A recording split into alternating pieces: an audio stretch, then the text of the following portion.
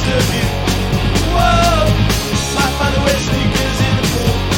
Sneakers in the pool. Welcome to Sneakers in the Pool, New York's most authentic Seinfeld podcast, where we review every season of Seinfeld except the last two because they were hot garbage. If you want to hear about Seinfeld straight from the heart of two Jews from the Upper West Side, then this is the podcast for you. Today, we'll be reviewing Season 1, Episode 2, called The Stakeout. What's going on, Tucker? What's going on? Your real name because we were calling you Kessler in the first episode. Little Easter egg. I'm a little uncomfortable that I'm technically only a half Jew, so I'm a little uncomfortable with our. No, let's continue it. The intro. But I just want people to know from the get-go. I'm not going to pretend that I'm 100% Jewish. My dad's Jewish, so it's actually technically I'm not even really Jewish. Meanwhile, in your explanation about not being Jewish, you sound like the rabbi from like that episode where like this is making me more Jewish. Gossips with him. I just want you to know I'm not Jewish. I'm only half Jewish. Technically, it's on my dad's side, and he's only 100% Jewish, so it makes me 50. You're not making a very good case for yourself there. No. Plus, my love of bagels is just too great. Yeah, well, who doesn't love bagels? That's true. Except idiots from the Midwest. No, just kidding. We love you, idiots from the Midwest. Yeah, please watch this. But how does it work? Is it people listen to these? Okay. Right. Yeah. But watch it also. Watch your phone counting down the time. As we've mentioned in the last episode, in our pilot episode, in case you didn't hear, this is going to be a kvetchy, New York ass Jewish podcast. It's not going to be I really enjoyed the part of the episode. No. Everything isn't sunshine and lollipops. Right. This is the fucking, there's good humor and there's bad humor. Right. And the last two seasons of Seinfeld were bad humor. Horrible. We're sincere fans. Like, we love the show so much that we hate it when it gets shitty. So, that's what's going to make our podcast a little bit different than maybe some of the others that you've heard. Not that there's anything wrong with them. That was even kind of a lame reference, to be honest with you. See, we hate on ourselves. That's the beauty of this. You're getting the real fucking deal. Recorded from the Upper West Side by two Jews from the Upper West Side, 1.5 Jews from the Upper West Side. We're recording live from 23 West 82nd Street and wherever Tucker is in Harlem. So this episode was called The Stakeout, and it was the second episode of the first season, aired May 31st, 1990. And let me first of all just say, Jerry and George, for that matter, and probably Kramer too, they dressed a little bit more normal. Besides Jerry's jacket in the stand-up part, his outfits were relatively normal. Here's the question: was that because fashion was more normal in the early 90s than it became? That's what I was wondering.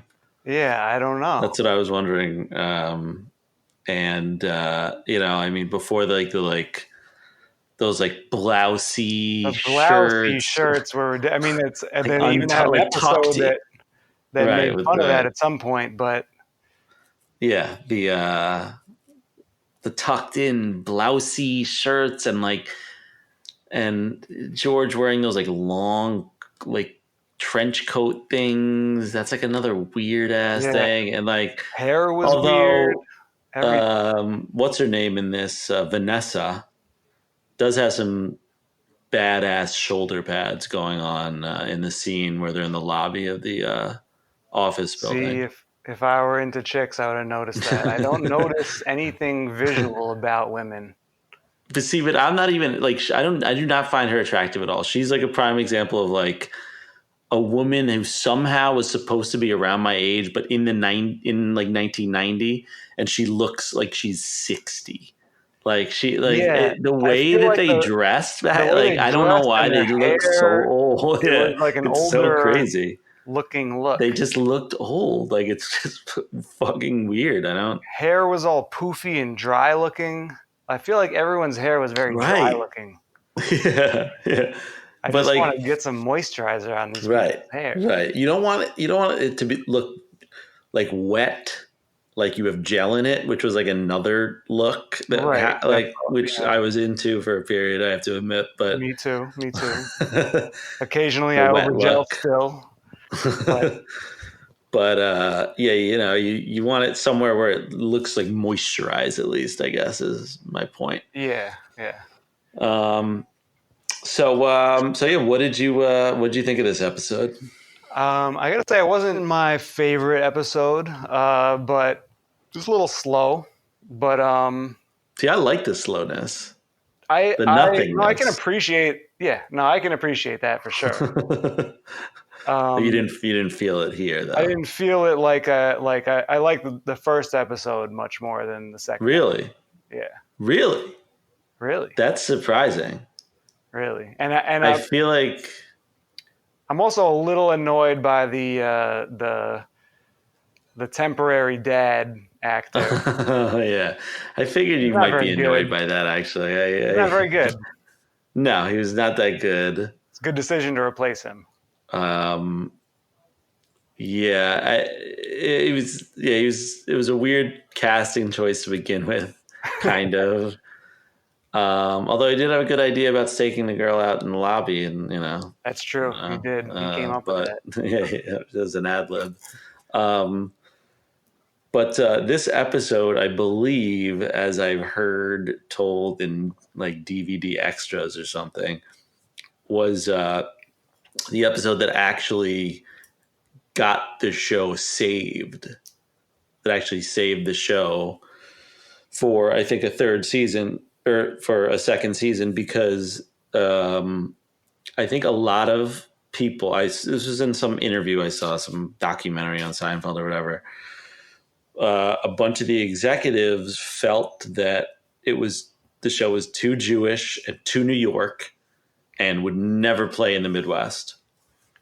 And and I still feel that way. I still am surprised that it somehow plays in the rest of the country. But it was the scene with George and Jerry in the lobby of the office building that one of the executives was so enamored with that scene that he fought to save the show. And so they I think that was like a big turning point where they actually signed them up for like, a full second season or whatever the order was, 14 episodes or something like that. That was the best scene in the show. It was a hell of a scene. Scene. And it was that the only scene with Jason Alexander in this episode? It may have been, yeah. I think it was. Yeah. And that's why it was such a great scene. I mean, he just like early George with that kind of, I don't know how to describe it even. Like he just says, I don't know, it just seems very real, I guess. Yeah, he's supposed to be based on Larry David, right? Right. And yeah. So we'll get to all that. We'll go chronologically, I guess. So the episode starts off with so this is the first appearance of Elaine also. Wait, she wasn't in the first episode? Oh yeah. No, she wasn't in the pilot. Elaine was on the pilot. So this is the first scene with Elaine is in the video store, which rest in peace to video stores, because those things were fun. So it first starts with a stand-up bit. Right. He's talking about women writing checks, and I'm just like, this reference. Yeah. This reference to me is just going completely over my head. I don't even I don't. You don't know I about mean- women and you don't know about checks. Like two things that are completely foreign to you. Right. I'm completely unaware of this, I guess, thing that was going on in the 90s where women were very comfortable writing checks. I don't know. I don't know anything about this. The fact that anyone like used check, it seems like a pretty like not secure way to like pay for good. Like I remember my mom used to like use checks at like the grocery store. Yeah. How do you use it? Couldn't anyone just? I mean, we're clearly our generation like said goodbye to checks basically, except for like the rent I pay with the check. Oh, you still do, huh? Yeah, well, my last place I didn't, So but sorry. this place I do. I know it's old school, but yeah, you know, you just write your. Couldn't you just steal someone's checkbook and write out and buy a bunch of? I don't know. It just seems like it's not very secure. Yeah. No, it's not. You still could do So something like that. stupid, right? Um, Anyway, so yeah, but Marie and I talked about that as well. I was like the fact that like he was like, oh, that like this was like accepted culture, like the women whip out a checkbook, and I mean I do get it because my mom used to do that, but like today, thinking about that in like today is like terms. yeah. I don't think any place accepts checks anymore, do they? Do grocery stores accept a check? I bet some do in like the South or something. I don't know, like Piggly Wiggly or something like that. Is that a store? That's a grocery store chain in like the South. Yeah, definitely That's in Louisiana. It's ridiculous. Jesus. Piggly Wiggly. And what did you think of the stand up parts in this one? There was a real stinker right in the middle about Yeah. like Now the stand-up, I didn't think. platonic something. The Plato inventing platonic. I was like, what the fuck is this? Right, he's played, yeah, premise? and then something about like a Rico and Recon. Right, that was horrible. I was like, Terrible what joke. the? I can't believe that Not didn't get cut. Yeah, I'm surprised too. Second episode too. See, we're not afraid to hate people. Not afraid to hate. If We you're not mostly afraid to hate, actually. this is the podcast for you. The show sucks. Why do we continue watching after the second episode? But no, the stand-up. I think that may be why I was a little turned off by this episode. It was the stand-up was not Really? the stand-up in the beginning. To start it off was like maybe that joke was funny. I guess if I understood the reference, but it was just completely foreign. Yeah, foreign to me. And then the one in the middle, the stand-up in the middle was worse. Was doo-doo. And yeah. Well, that's interesting because I don't judge the episodes based on the stand-up, I guess. To me, the episodes are immune from the stand-up. They're two separate things. Yeah, two separate things here. First scene is they're in the video store. Yeah. And they're, looking at videos. And this is a good like setup for like a comedic dialogue or whatever. They're going back and forth, talking about something esoteric that I don't really get in the first conversation, but then he goes over to the little adult section or whatever, which in my video store used to be like a sectioned off area in the back with like a curtain or something, so like you couldn't. Shows back there too. Yeah, there was a woman chained up back there. I have never been to a peep show. What have you ever been to an actual peep show? No, that's another thing of a bygone era. I only have I have an idea of what it is. Like I feel like I know what it's like, but I really would like to just experience it once. They still have some, I think. They still have them in New York. They still have a couple, which is very weird. It is in the day and age of we should porn, go. And now I recently bought an Oculus Quest VR headset. Really? In this day and age of porn and now VR porn, I can't understand why anyone would go to one of these things. we should make a field trip and we'll cover it for Sneakers in the Pool. The We're out of our quarantine. investigative journalism edition. All right, so they're in the video store, and they're kind of setting up the episode. They're talking about Lane's friend has a birthday, and Jerry's cousin or something has a wedding. Yeah. So good little like setup there. They and those two like old women have something that they say to each other like at the end of the scene there. Yeah, I remember what was they that say. the voice of that woman sounded like the person that Jerry eventually stole a marble rye from. I don't think it was the same actress, Not the but same actress. if Similar if you voice. catch that, then We're gonna have to go back and review that. We'll get back to the next episode. I think that would have been called out on one of these like Wikias or something like that. But so and then I guess the next scene is the party, right?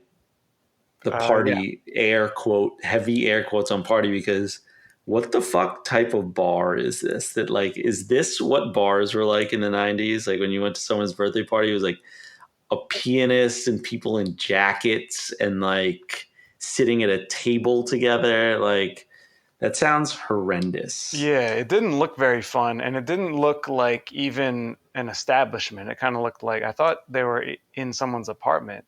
Like, No. Wait, they were in someone's apartment? I don't think they were in someone's apartment. I don't think I was. There's a piano player. There's like a grand piano. Yeah. And they get taken, or no, I guess they get walked over by Elaine's friend, who we never see again. I don't remember seeing any service people. That's true. We're gonna have to watch that one again. Yeah, we'll verify that for you. But I'm pretty sure it's a restaurant anyway, or a bar, or whatever. And it's very weird. It's like super fancy. Like I guess this is what bars were like in the era of check writing, and shoulder pads. And so Jerry meets this woman who like is very average looking. Actually, holy shit! She kind of looks like Carol Baskin from the Tiger King. Have you seen Tiger King yet? A little bit. I mean, she's like a prettier version of. She looks like kind of looks like Carol Baskin. Holy shit! A little bit. Anyway, yeah, a little bit. Well, and this is the first love interest on Seinfeld, and I guess this is what passed for hot chick in 1990. See, but, I thought as a gay guy, I'm watching this, and I thought she was pretty attractive. No, she's not attractive. Really? Not my type. I don't know. She's not my type. Interesting. She's okay. Like literally, she's like heavily okay. She's like extra okay is what she is. She's like very like middle of the road. Right. She's supposed to be hot. I imagine so, because usually that's what like sitcoms do, is they cast like attractive people or whatever. Maybe if she was styled in like the like,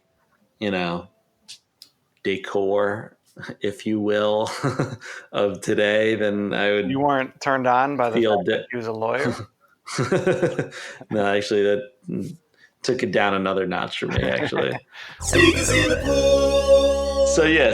we meet this Vanessa character. Oh no, I guess this is the second love interest in the show. This is the pilot lady, who has also looked like she was 55, but was like 32. I need to find my notes from the first show. And so they have this banter back and forth, this like very unrealistic.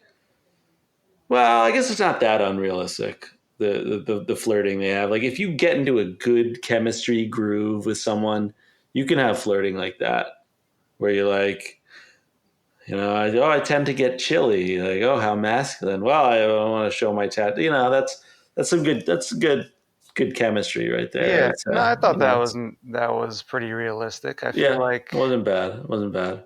it's obvious flirt. Like that's when you get into that obvious flirting situation where it's very obvious that you're both into each other. Right. Right. Which is good. That's the type of flirting you want, kind of, because then it's all all natural, kind of flows. Um, Yeah. and it's also very realistic the way that Elena is like telling like the dream to Jerry, like, you were in my dream last night, you had wooden teeth. Like, it's kind of like a pet peeve of mine is when people are like, I had the weirdest dream, like you were dating my like ex girlfriend or whatever, like, you know. And I'm just like, my dreams involve like labyrinths on like the third like staircase of Mars, like, you How is know, that like a pet peeve of yours? Like hearing about people's dreams is so interesting, I feel no, like. but no, my pet peeve is when they say it's so weird, but then it's really mundane. Like they're like, Oh, I had okay, such a okay. weird dream. Like we went to McDonald's together, and I'm just like, that's not that fucking weird. Like my dreams take place in like a inverse universe, like 3,000 years in the future, where like people are like not even people, and like we're all made of gold. like, I got you. like that's, you know what I mean? I'm Like on the my same dreams are page. straight science fiction. Like, you know, that's weird. But yeah, so yeah, when people say their dream is weird, and it's like not really that weird. It's just like it's a very normal dream. Like it's just like, just say I had like a dream about you. Don't be like, it was the weirdest dream. Like you owned a dog, but you would never own a dog. Like it's not that weird. That's normal. Um. Anyway, so yeah, so he gets the name of her law firm: Sagman, Bennett, Robbins, Oppenheim, and Taft. So wait, are you sure about that? I like listened to it multiple times. I could not get exactly the first part of it. I wasn't sure. I thought it was Sagnet, like dragnet, Sagnet, but Yeah. no, I'm reading it right now. It's Sagman, Bennett, Robbins, Oppenheim, and Taft. Robbins really gets lost in there. He's really screwed. You never remember the Robbins. You remember the Sagman. Yeah. You remember the Oppenheim because it's Definitely the Oppenheim. Oppenheim. You definitely remember the Oppenheim. And Taft because it sort of ends it all. And Bennett is there, but Robbins? Nobody remembers Robbins. Yeah. Sagman, Bennett, Robbins, Oppenheim, and Taft. Sagman, Bennett, Robbins, Oppenheim, and Taft. How long do you think they thought about how to like arrange those names? I bet not that long. I bet Larry David came up with it the same way he came up with Bert Core. Bert Core? Wait, was there a Bert Core? No, but it was Art. No, Art Core. Art Core. You're right. Art Core. No, but there's Bert Harbinson. Harbinson. Carbinson or Harbinson? Harbinson. Bert. Does he stay on Har and then add the Benson? That's only Bert Har. Benson. Yeah, Bert Har. He's Bert Har. You should have stuck with Bert Har. Bert Harbinson. I'm gonna change my name to Bert Harbinson. That's something they somehow made this, like, I don't know, I can't even explain in words why it's so funny. Can you really like break it down? I just love that little scene where he's just coming up with random names. Right. Is hilarious, and it's hard to even explain why. And I feel like the same scene could have been done by a different comedians and different actors and done poorly and not have been funny. Right. Oh, definitely. Yeah. Yeah. No, Jason Alexander makes that scene, and that's the scene that saved the show. So, you know. So anyway, so Lane's telling him about the dream. He's very into this girl. This girl has some sort of significant other, some dude who's of course wearing like a great blazer, like, you know, like I guess like guys did that back then the same way women wrote checks. And And but she gets up, and he's in the cab back with Elaine, and Elaine's pissed because he wasn't listening to her, and it's a That big setup that about they really, I guess, want the audience to know that they recently dated. yeah. But It's I that don't know if they had a scene in the restaurant or person's apartment, apartment. we'll discover that soon. I felt that scene. I really felt like it. I've been in that situation so many times where you have one person that you want to talk to on one side of you, and then someone else who you feel obligated to talk to Right, on the other side of you, and you have to completely turn your head in the right, opposite direction. And when you're talking to them, you have no chance to even catch eyes or right. any Well, opportunity it's to. part of that is a factor of the table. Like if you take me to a bar where I'm going to meet strangers, right? Which is Yeah. already like a big ask. Like you're going to come hang out with strangers. Like that's a big ask. And then you sit me at a table, like a one large table situation.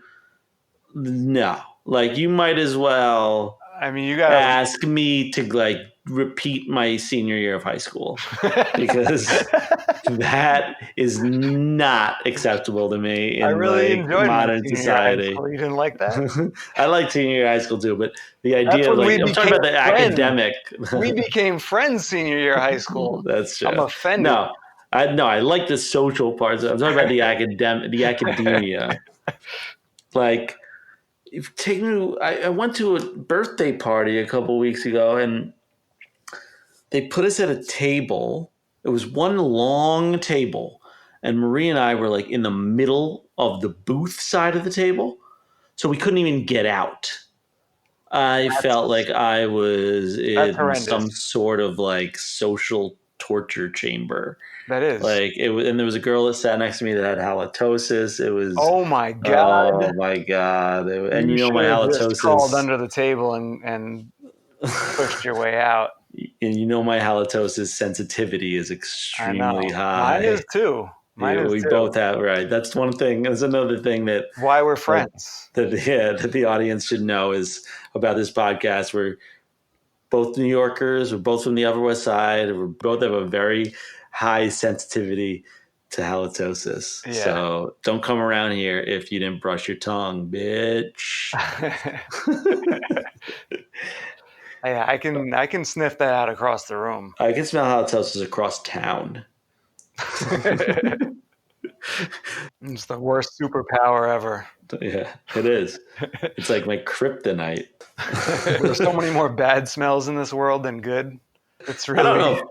I don't know if that's true. really More bad than good? there's more bad smells than good. Definitely. I don't agree with that necessarily. Really? I guess you're I'm a more good smells than bad kind of guy. You're more of a bad smells than good kind of The guy. glass is Half shitty smell kind of guy.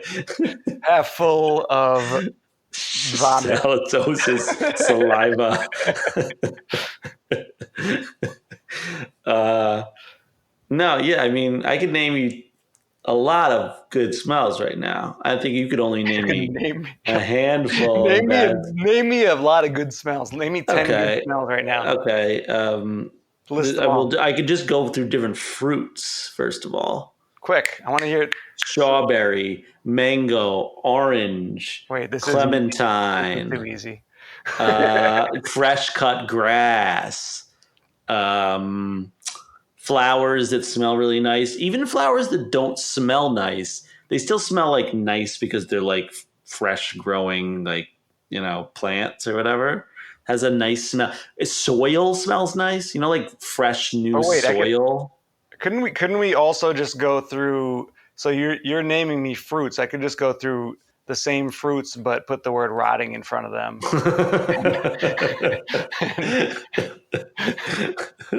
I don't know. Touche. Dog poop. Human. No. That's all the same category.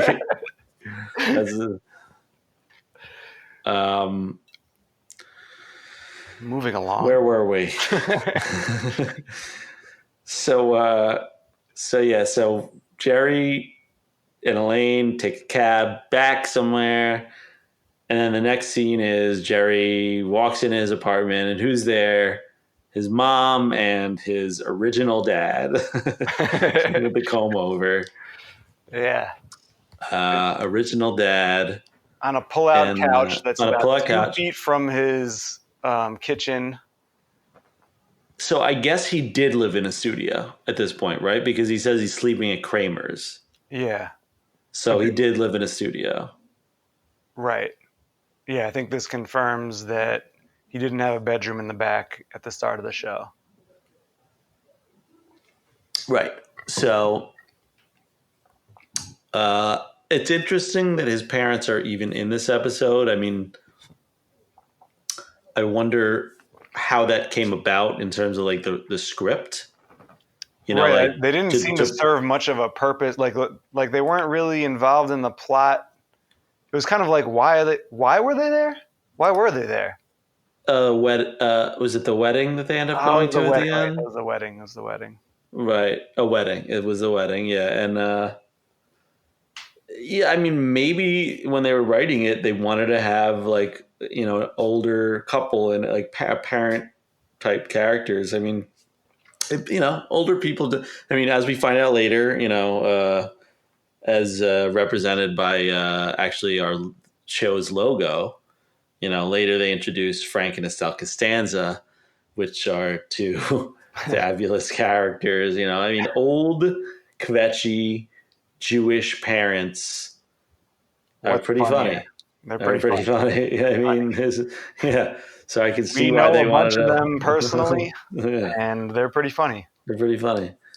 They're ridiculous. I mean, you know, like his mom when she's reading the dictionary, like he's like, Mom, you can't read it. She's like, I just want to see something. Like, that's like so the definition of like just like Jewish mother like playing Scrabble with no, like I'm not cheating. I just want to see something. Like, what the fuck are you talking about? Like, what do you mean you want to see something? Like, anyway, so the parents are there, laying on the couch, high lighting, reading or whatever, and Jerry walks in and he's telling them about Elaine and the woman that he met and how he didn't get her name or her number.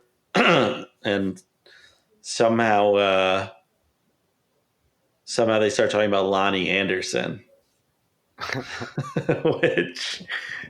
Does she look like Lonnie Anderson? First of all, she does not look like Lonnie Anderson. Lonnie Anderson was like a bleach blonde. The only reason I really remember Lonnie Anderson is because she was always on the cover of tabloid magazines with like Burt Reynolds. Like it was like the biggest like divorce of like the late 80s, early 90s was like Burt Reynolds and Lonnie Anderson. I just remember like my grandmother like buying tabloid magazines and like it was always I don't know what she was. I think she was like somewhat of a sex symbol for a while. Trying to see some. She kind of looks a little bit like Dolly Parton, a little bit like a little bit. Very was this dry look? hair. Yeah, more dry hair, like big, dry, fluffy hair. Yeah, it's an interesting reference. Looks like she had some fake tits. A couple of these pictures. It's, you know, I guess when they say that this Vanessa character looks like Lonnie Anderson, I actually can see it, but only in the face shape. Yeah. I think it's the face shape that they're talking about. It's like a squarish face shape. Yeah. But the blonde hair is not exactly the same. Vanessa's more of like a dirty blonde. But so Lonnie Anderson comes in. I think Lonnie Anderson is like somewhat of like a motif in this show. I feel like she comes up later again. I think she's mentioned again. I'm not sure. Jerry Seinfeld or Larry David or whoever has with Lonnie Anderson. I feel like Larry David just had specific things that like he just gravitated towards and just stuck with. It was just like, this is it. It's Lonnie This Anderson. is Like, the what's show. wrong with Lonnie Anderson? Like, what's wrong with Lonnie Anderson? Nothing's wrong with Lonnie Anderson. Like, so. That was probably during the writing of the show. He wanted to put Lonnie Anderson there. People were complaining, and he said, "What's wrong with Lonnie Anderson?" And that became part of the show. I bet. You're right. I bet you're right. And Kramer's making a bouillabaisse, which sounds pretty good right now. I'm actually pretty hungry right now. I don't know exactly what a bouillabaisse is. I know it's a soup, but it's a seafood soup. Does it have to be seafood? Because I've had on a menu, yes. I've definitely ordered a seafood bouillabaisse. That would seem redundant if it has seafood by default. Well, yeah, but consider the people that write menus. Like, right. It was written for me. Written by the menus. I didn't know. Right, exactly. Was. I'm pretty sure bouillabaisse is. Try to spell has that. To be seafood. I can't even Google it. What's the difference between a bouillabaisse and a cioppino? I've never even heard of the second word that you just said. You've never had a cioppino? A cioppino. You probably talk. Do you think it's pronounced ciappino? Have you ever eaten ciappino? Cioppino. It's like a seafood soup. God, I'm getting fucking hungry right now. No, I have not had that either. Never had a cioppino? That's I good. haven't had. They're very similar. It's similar to a bouillabaisse. But I have. I wonder. I remember growing up, my local softball league. We had every team was sponsored by a local business, and this French cleaning place a few blocks from me that sponsored my softball team, and the French cleaners was called Maison Celine, and everybody in the neighborhood called it Mason Klein. Play for Mason Klein. Yo, this motherfucker played for Mason Klein, yo. That white boy shortstop played for Mason Klein. That was me. Shout out to Mason Klein. Anyway, so Kramer's making a bouillabaisse, which is pretty impressive because as we later find out, he rarely has any type of like ingredients in his apartment or, let alone the means to make them. And then Jerry's first dad suggests this scheme to find the girl because Jerry does not want to ask Elaine for the number. So Jerry's dad suggests just go to her office building, stake her out, wait in the lobby. It's brilliant. Pretend you ran into her, which in theory is like kind of a decent plan, but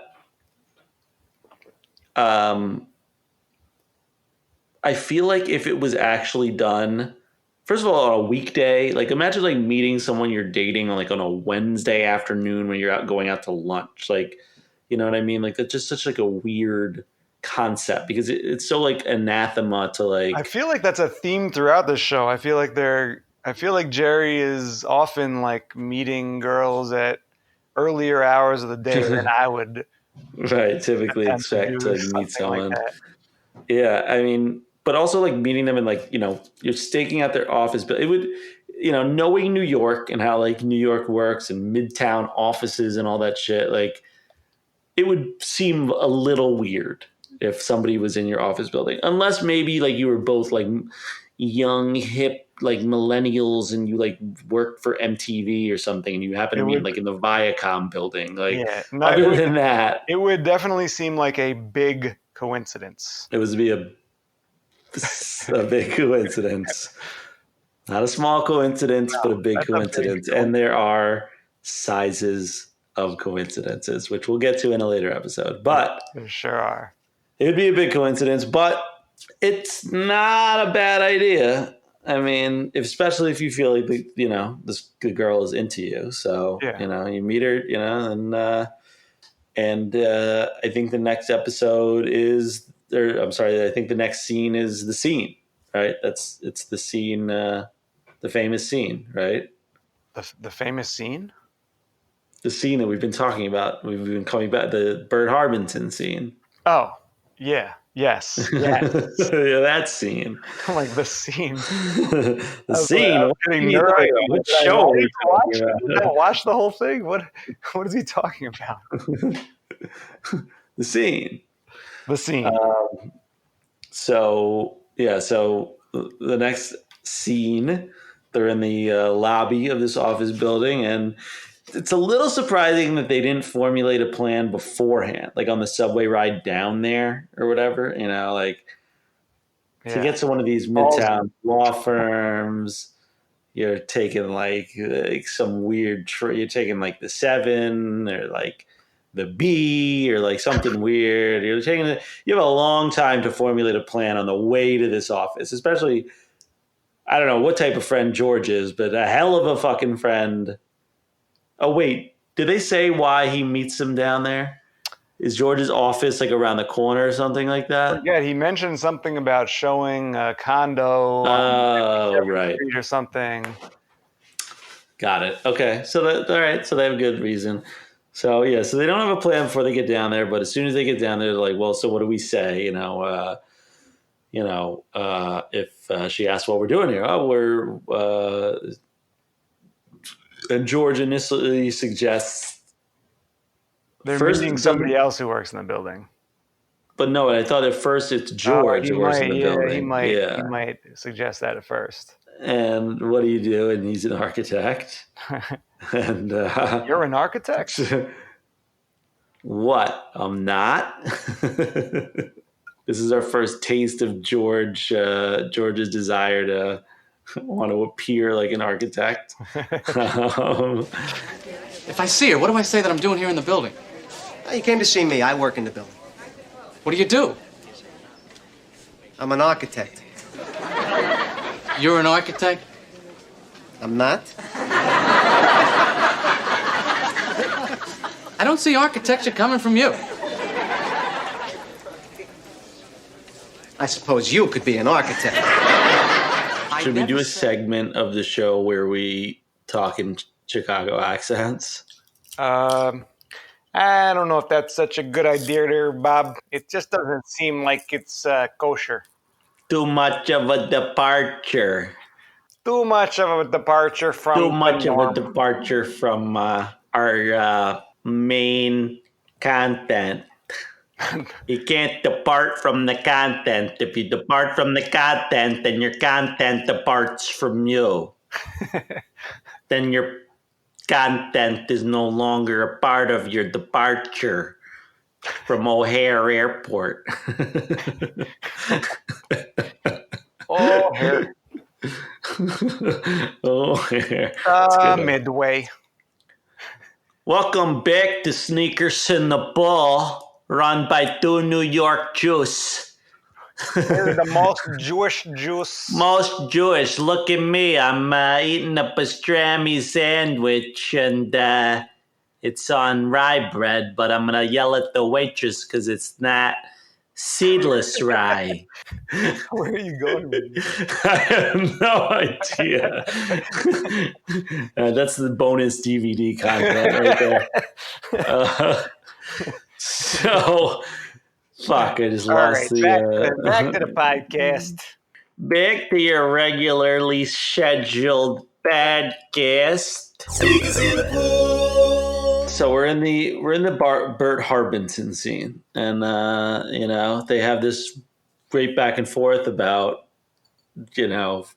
whether George should be an architect, and then they decide that they're visiting a friend in the building, and the friend is an importer exporter whose name is Art Core. Valet. Is it Valet or Delay? It's valet. Valet. Okay. So I'm pretty sure it's valet. Art Core Valet Brilliant performance by Jason Alexander. If we haven't mentioned that 6 times already this episode, He's the best, he's the best. He's the best, Jerry. except the last The best. couple seasons. No one was the best, but No. so it was great performance by Jason Alexander, an import-exporter, and then they see Vanessa. George goes, I forget who I am. Who am I? You're you. We're meeting our mandolin. Let me be the architect. I can do it. and so then he tries to do it. She does try to do it. So she walks over. They kind of scramble. George gets like very like kind of like, sort of like runs around a little bit, runs around Jerry, and like then they kind of greet her, and Jerry's just like, oh, Vanessa, second better off the time than I'm tapped or whatever, and George elbows him, which is a little bit of a foreshadowing to the Lloyd Braun, the original Lloyd Braun, and he elbows Jerry and gets him to introduce the two of them. And George is doing his like best, like casual like body language and everything, and he introduces himself, and he just without prompt says, "I'm an architect," and she asks him what he designs, and he says railroads. Which I thought engineers did that. They can. They can.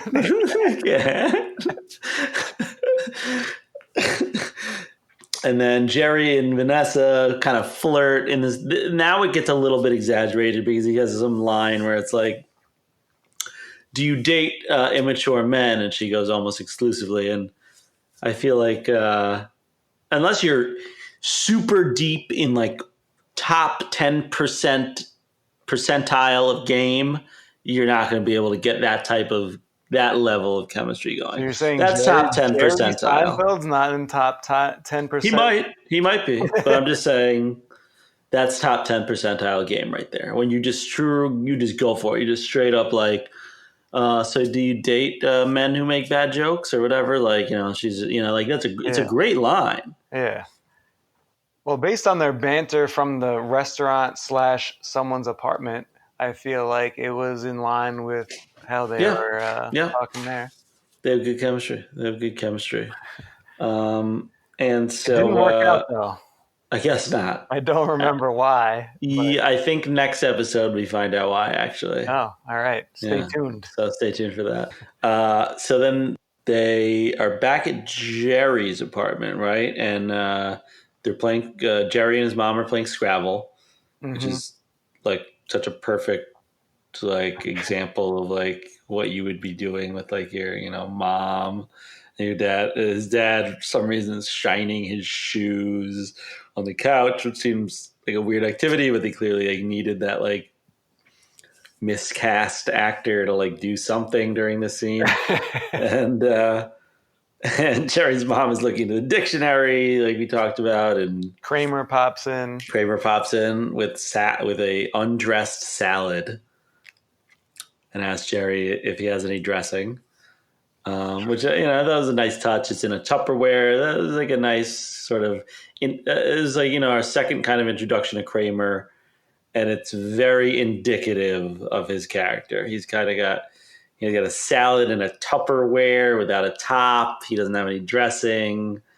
Yeah, he's got the salad ingredients but no dressing. That's Kramer. I think I noticed a thinly sliced radish at the bottom of that salad, if my eyes don't deceive me. How did you see that in the standard definition? I really like radishes in salad, and I don't. For some, my eyes just gravitated towards this one. It's a split second. I think you can see. You really like radish? You like the taste of them, or you like? I like the crunch of them. They really add a lot to the aesthetics of They're a good looking vegetable. I like the look. I like the color. I like the crunch, and I like the taste too. I like that little spicy kind of kick that they have. It's like a sharpness. Yeah. Yeah, I like everything about them except the taste. Okay. But, Okay. Fair enough. Which I Well, guess, if you have a dressed salad, you have other ingredients, the taste pretty much gets hidden. yeah. It's So at that point it's more about the texture. I like how they put them on pio salads. They put the radishes on the avocado salad there. That's true. It's a very simple salad, but radish is one of those ingredients. But everything is like prepared the right way. Like tomato is like sliced right, and the radishes. And hey, shout out to Pio. 93rd Peruvian in chicken. Amsterdam. I think it's 94th. 94th in Amsterdam. And I think there's a bunch of locations. But anyway, so we're playing Scrabble, and I don't have any letters. Like, like the thing everyone says while they're playing Scrabble, so it's a very good depiction. And Jerry finds out that Elaine called and asked how his meeting with Art Vandelay was. So obviously Elaine knows at this point. And this is kind of like the thread of plot that's weaving this episode together, but it's so unimportant.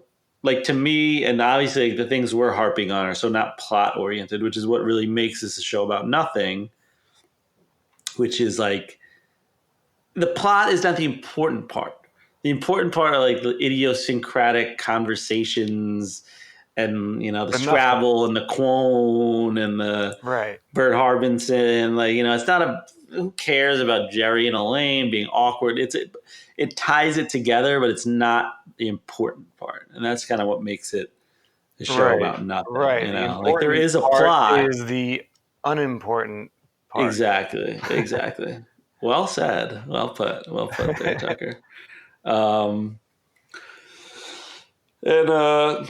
So, Kramer comes over and she's looking for a word, and he, so they team up and put down the word quone, which, you need a medical dictionary because if a patient gets difficult, you quone him, which, sounds kind of right. Like it sounds kind of accurate. A patient gets, I'm confused. Is that like a playoff of clone? Or is it? No, I don't think it's a playoff of anything. I think it's a completely random thing that it sounds like close to sounding real. Well, maybe that's part of it. Maybe it kind of sounds like clone. When a patient gets difficult, you quome them, though? What? Right. Exactly. The patient gets difficult, you quone him. My friend Bob Sacamano had to go in for surgery. He had to get quoned. Jerry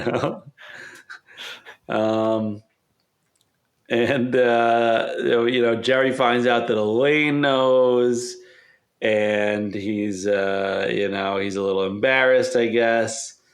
And then I guess the next scene is them getting ready to go to the wedding, right? Yeah. And this is the most like in the entire show, this is the most like kind of like cordial or something to that effect that Elaine and Jerry have toward each other. It seems very a little.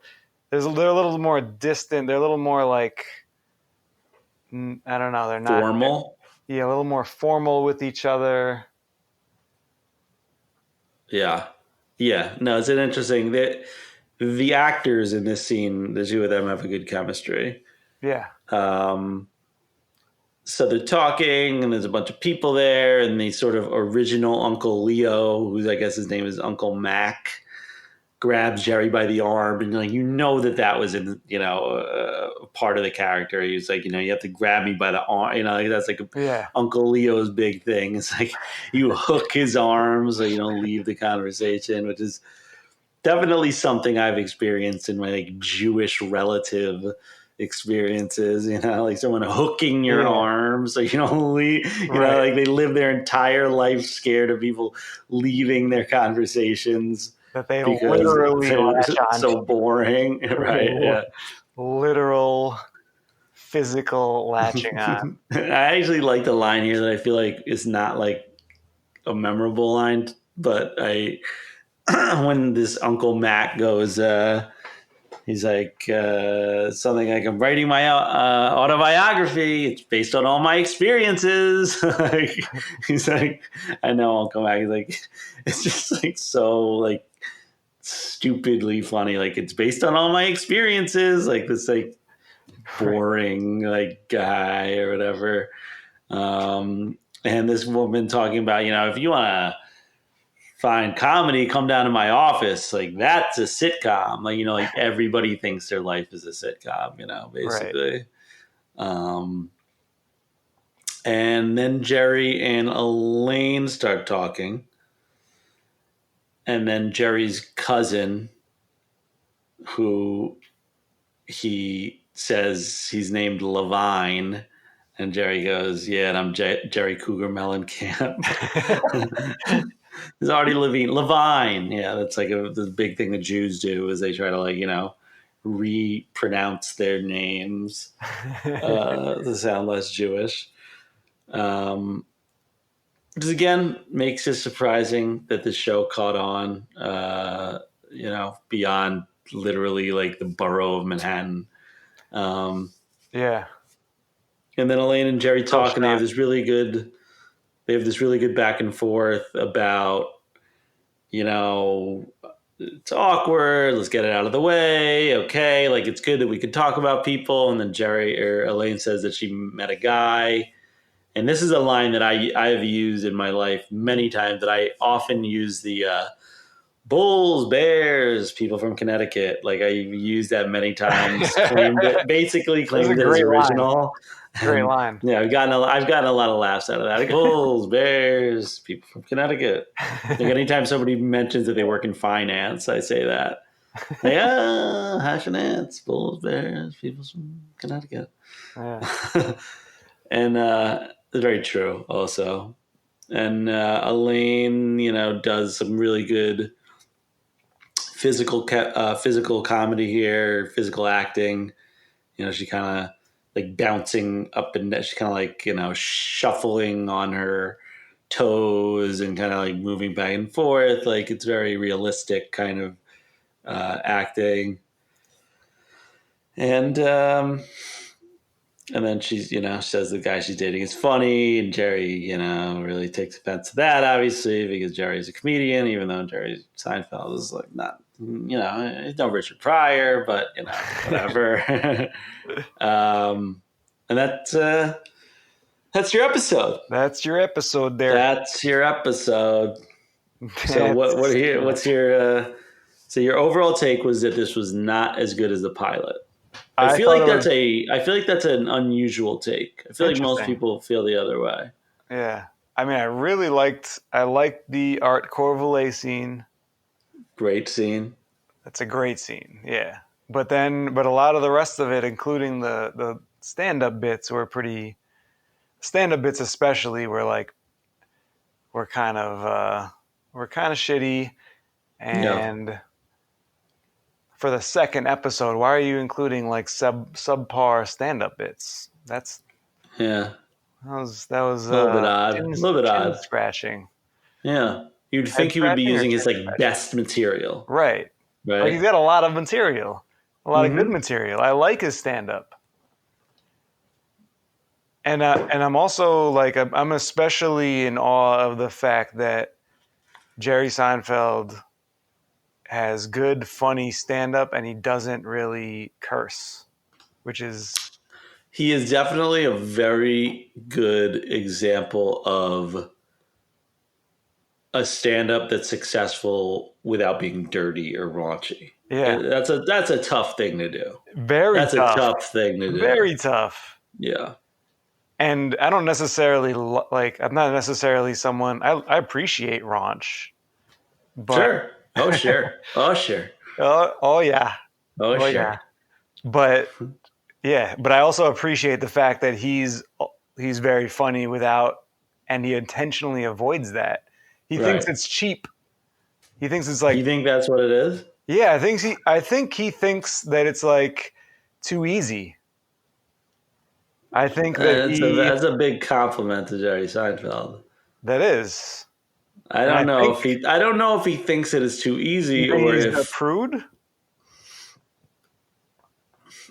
I think maybe that's he's just being himself, and I think I'm sure he's a little bit dirtier than usual, like in his real everyday life, But what's interesting too is that what's interesting about Seinfeld as a show is that, especially compared, so like their big thing was that, like, besides being a show about nothing and whatever, like compared to other sitcoms at the time, which are all about like, like this sort of polar opposite sitcom of the time is like Full House, right? Where it's all every episode ends with a hug, and that the slow piano music, like, fades up with the hug, and it's Right. always resolved, and it's always emotional, and there's a lesson, like. So, Seinfeld was a great departure from that. Yeah. But what's interesting is that Seinfeld manages to be like almost edgy is like the word that I want to use. Like it's not like a happy-go-lucky, like Full House, Blossom, like 90s sitcom kind of show. It's very against that. It's like, it's very it kind of like takes a darker look at humanity. It's like, more about the darker side of humor, but it's not dirty. Right. So it somehow like finds this brilliant balance between dirty and still being not corny. Right, which is difficult. And I feel like a lot of comedy, especially these days, is about shock value and being dirty. And it's refreshing to be able to see comedy without having to use that. Right. It's dark, but it's not dirty. Right. It's dark, but it's not dirty. Like it, and that's an impressive component of the show. And I think that's one of the things that this show stands the test of time. What's the expression that people use? I thought I just said that one. I know. There's a shorter one. Holds up. Holds up. It really holds there up. It is. This show holds up. Like it really holds up. And it's so this episode aired in 1990, May 31st, 1990. That's almost exactly. Wow. 30 years ago. 30 years ago. Jesus Christ. So, okay. So if this episode aired, hold on. Get ready to, hold on. You ready to have your mind blown?